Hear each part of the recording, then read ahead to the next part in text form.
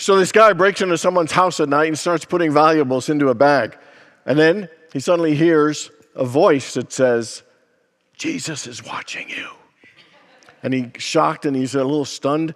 And he must be hearing something. It must be the voice of his mom or his Sunday school teacher who wouldn't approve of this. So he goes back to robbing and stealing. A couple minutes later, he hears again, "Jesus is watching you." And so he flashes his light towards where he heard the voice, and he sees a parrot. And he says to the parrot, "Was that you?" And the parrot said, "Yeah." And he said, "What's your name?" He said, parrot says, "Moses." He said, "Moses? What kind of stupid name for a parrot is Moses? What kind of people would name their parrot Moses?" And the parrot says, "Well, the same people that named their pit bull Jesus." Okay. Okay.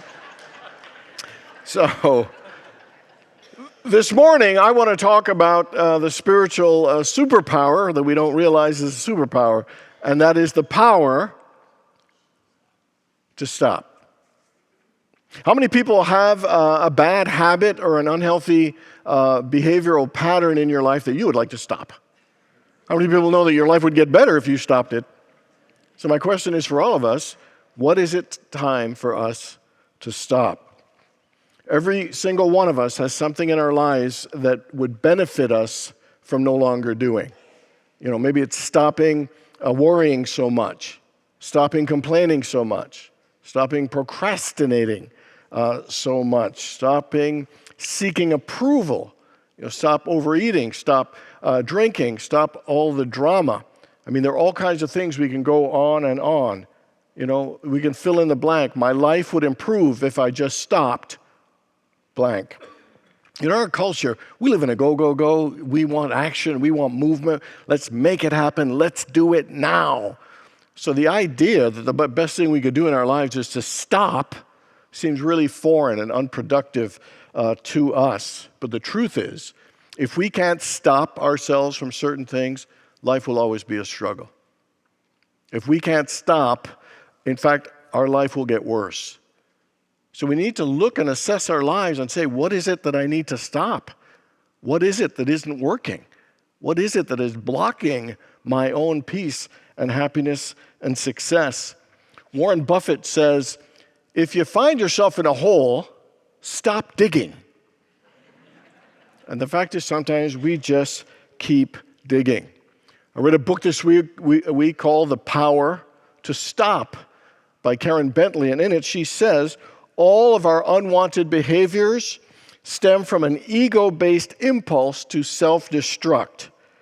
We all have an impulse to self-destruct, which is the root cause of all our bad habits, whether we realize it or not. And I'm sure every single one of us would say, I'm not self-destructive.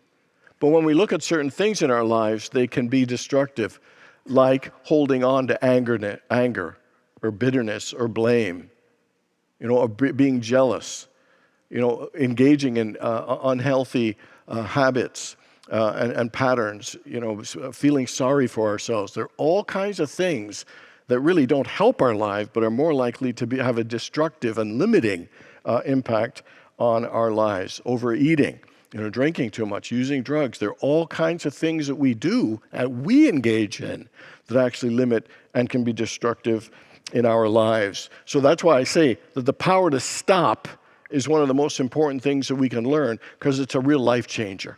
It'll change and transform and open our lives in great and amazing ways.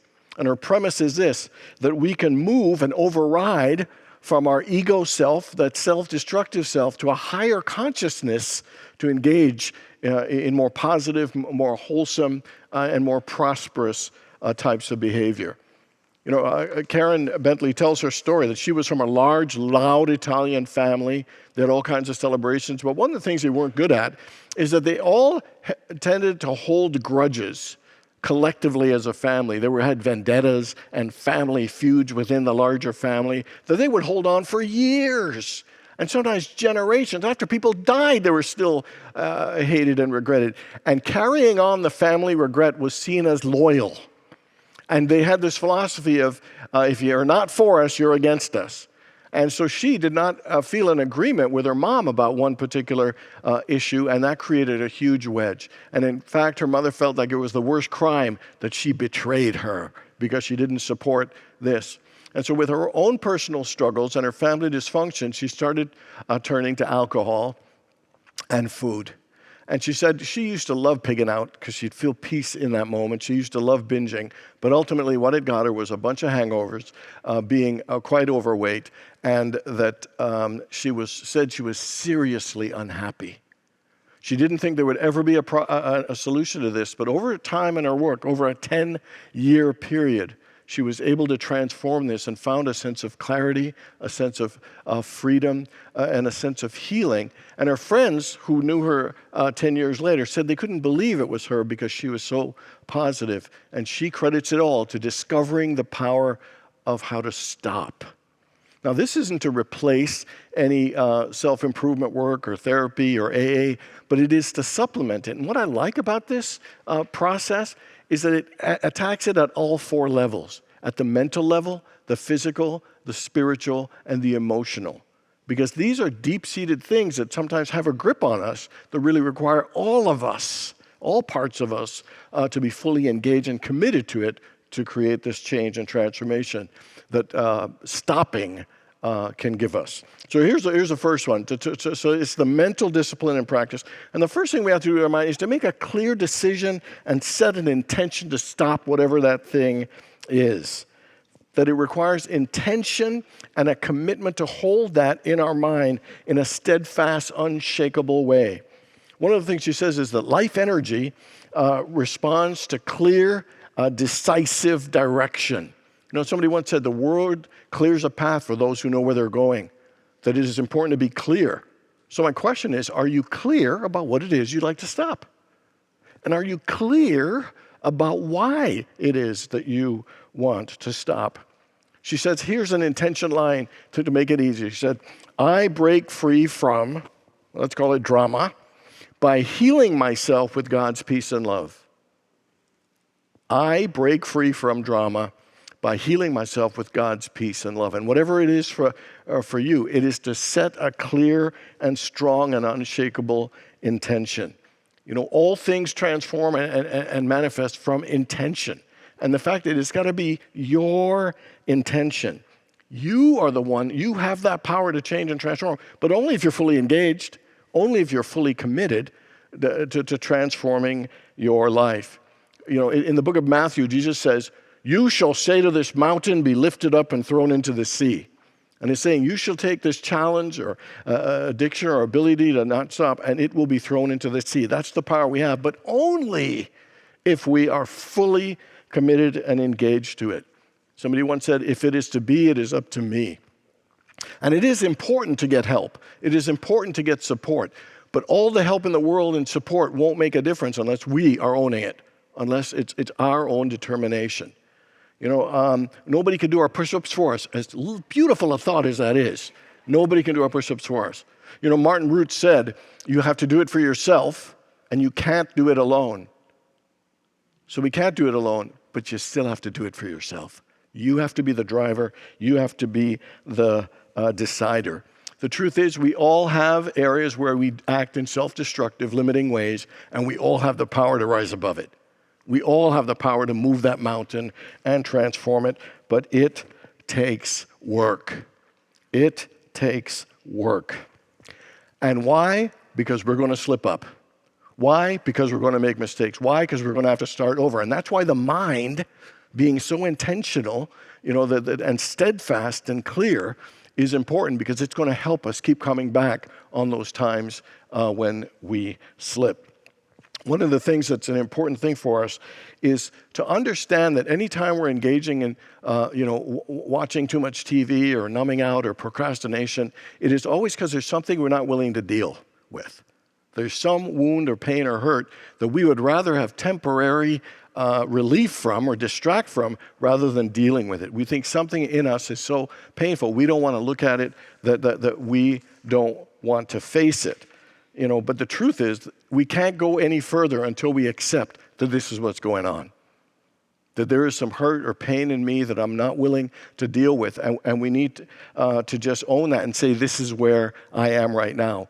With no shame, with no blame or judgment. Just this is where I am. Because the truth is, every single one, every single person is here to heal something.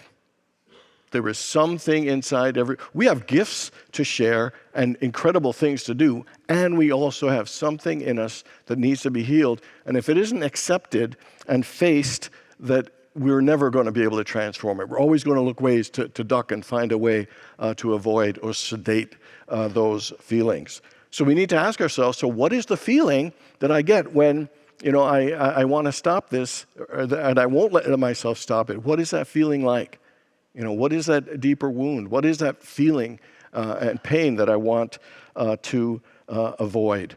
And as we embrace that, and not with shame, but with compassion and understanding, and asking, what is this trying to tell me? How is this trying to heal me? That the process really begins.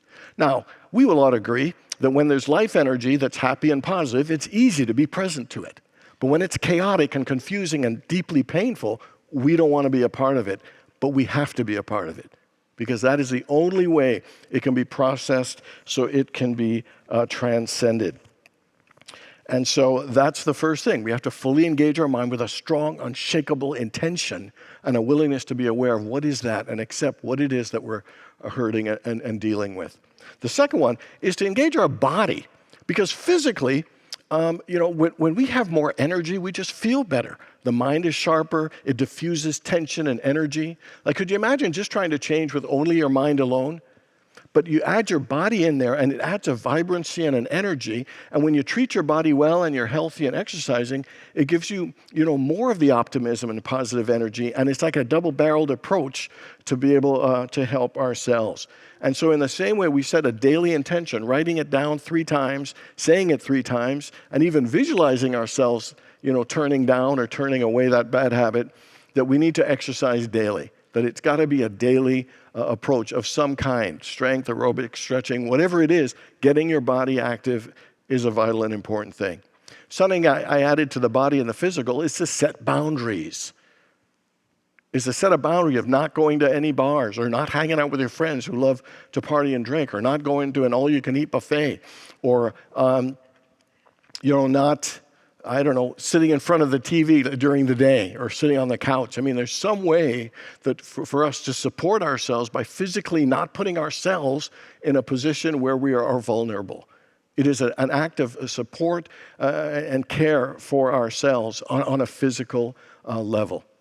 So mental, physical, and the next one is our heart. It's from that emotional area. And it is about getting ourselves to feel happy and positive, focusing on the joy, focusing on the love in our lives, and asking ourselves the question, so what would make me happy about stopping? What would be the feel-good benefits if I stopped engaging in this particular activity? And how much is it how much love do I feel in my life for myself and for others? The more we can bathe ourselves and bask in the positive energy and emotions of our lives, that definitely helps keep us up as well. And so something, as I already mentioned, that we are all here to heal something. And the thing that heals, that we absolutely all need, that is the most powerful healer, is self-love. When we are struggling in our lives, the thing we need the most is not to beat ourselves up, to judge or shame ourselves. It is to express love and support and compassion. I would say it is self-love is the thing that holds us all back from our healing and transforming, including stopping the thing that we want to stop. We are always told that love is unconditional, but in reality, when we live it, we see that it's very conditional.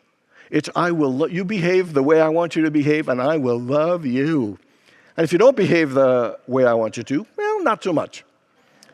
We see it over and over, and it sends a message that I'm not loved and I'm not good enough, so I need to please. I need to impress. Taller, prettier, whatever we think it is that it's got to be, so that we will get attention, so that we will get love.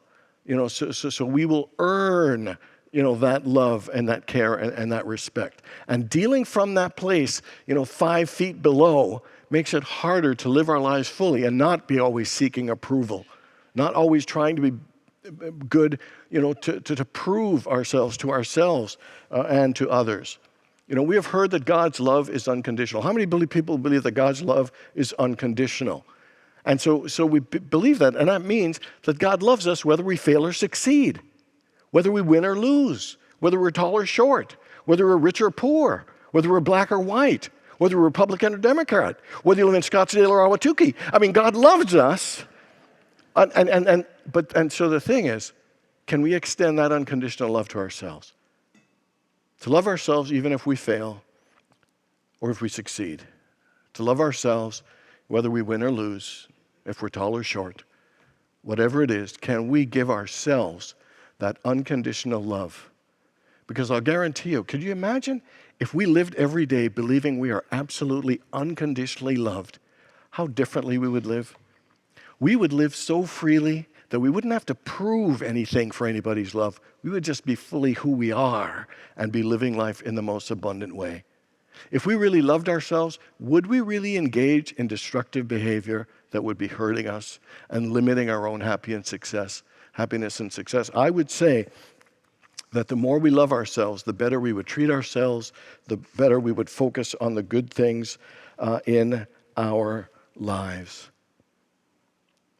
And so from a heart perspective, it is to focus on the joy and the happiness of what stopping is going to do, and then bring healing into our lives by giving ourselves unconditional love and unconditional support and unconditional encouragement with ourselves. Because as we begin to expand in love, we will feel whole, we will feel more complete, we will feel more fulfilled, and we will live our lives more joyously and abundantly. And so the last one is your spiritual discipline and practice. You know, our work is really to transcend the ego and to really unify ourselves in the mind of God, to unify ourselves in spirit, to be one in God. You know, every time we stop and let go of things that are not of our highest good, we realign with the truth of who we are. And that is such an important thing. And one thing to do is to discover that peace of God that surpasses all understanding. That in the midst of all the challenges, we can stop and feel God's peace by just being still and just knowing our oneness, letting go of all the things. And even if it's for just a moment here and a moment there, it is the most worthwhile thing we can do is to unify our mind with the mind of God and feel that peace that surpasses all human understanding. You know, stopping is not a loss, it's not a sacrifice, it's a huge gain. It is a great gain of freedom. It's a gain of peace of mind. It's a gain of our personal power back again to create something greater and better for our lives. Stopping affords us the benefit of three things: healing ourselves with self-love, reclaiming our personal power to shape our lives the way we want, and feeling a spiritual awakening and a sense of our divine purpose. Here is what Karen Bentley says. She says, the unwanted habit is essential because it provides the needed resistance and a practical daily reason for getting spiritually strong. Is that bold or what? So it's saying the thing that you're avoiding in the most, the thing you're struggling most and having a hard time with, is a thing that you need to have the greatest soul awakening.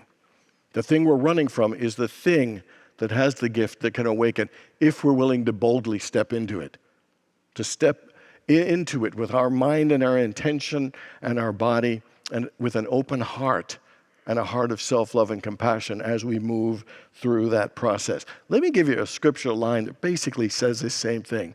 It's from the book of James, chapter 1, verse 2 and 4, and here's what it says. It says, "Count it all joy, brethren, when you face trials of any kinds. You know, for the testing of your faith produces perseverance. And let perseverance finish its work in you so that you know that you are whole, complete, and lacking in nothing." We are here to do spiritual work, and it isn't always easy, but it's powerful and it's hugely liberating and transforming if we're willing to go to it. You know, I love when it says, "Yea, though I walk through the valley of the shadow of death," because we got to walk through some valleys in life. That's just the deal.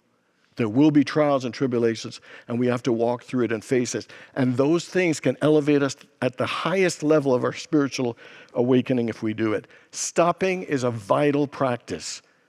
It's not fun and easy, but it is one of the most powerful and liberating. Stopping is important. Kind of reminds me of this lawyer that was driving, this big city lawyer that was driving through this small town, and he gets stopped by the local small town sheriff. And the lawyer's a little arrogant. He says, so what would you stop me for? He said, because you didn't come to a full stop at that stop sign. He said, what do you mean? I slowed down, I checked it out, it was safe, and I moved on. He said, but the law says you got to stop.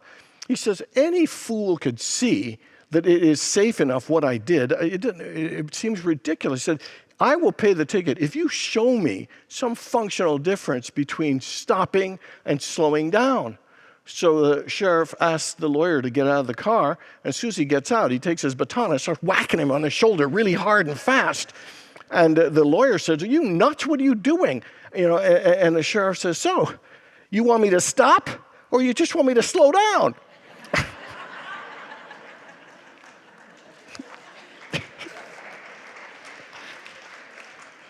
Minus the violence, I thought it was a pretty good joke.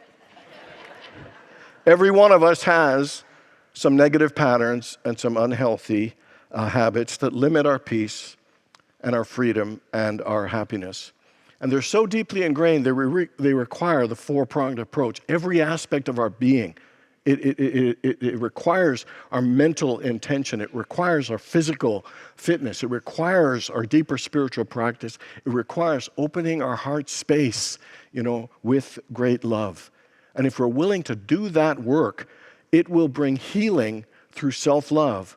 It will increase our personal power, and it will deepen our spiritual connection and have our lives be more free and fulfilling than we imagined. But we must be willing to practice the power to stop. God bless you all.